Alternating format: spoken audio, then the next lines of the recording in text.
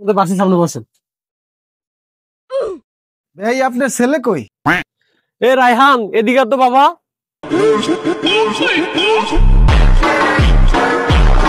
তো বিআই সাহেব, আমার ছেলে কিন্তু লাখে এক কান, কাজে কামে গুণে সব 100-100। বিআই সাহেব ছেলে কি করে? আমার ছেলে কিন্তু বিজনেস করে। ও ভালো। ছেলে কি বিড়ি সিগারেট খায়নি? অনকা তো যুগ খারাপ। না, আমার ছেলে কোনো বিড়ি সিগারেটে খানা, এমনকি মদ গাঁজা এইসব ধরে না। তোর হবু শ্বশুর আইছে, ভাই সালাম কর। না না না বাবা, সালাম করবো না, সালাম করবো না।